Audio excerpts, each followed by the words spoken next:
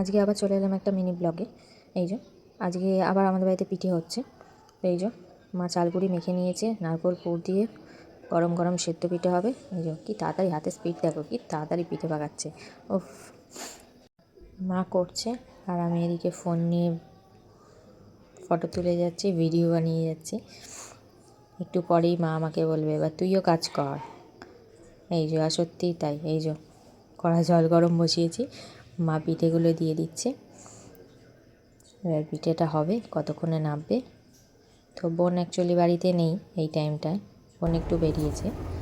তো এই যে হয়ে গেছে, একটুখানি কাজ করে দিয়ে এই যে আবার চলে এসেছি ভিডিও বানাতে। দেখো মা কড়া থেকে পিঠেগুলো তুলছে আর আমি ফোনে ভিডিও বানিয়ে যাচ্ছি। থালার মধ্যে গুঁড়া গরম গরম পিঠে হাজির, আমি খাচ্ছি, তোমরা দেখো। আর এই পিঠের ফুল ব্লগ দেখতে গেলে আমার চ্যানেলে ভিজিট করো। চলো টাটা।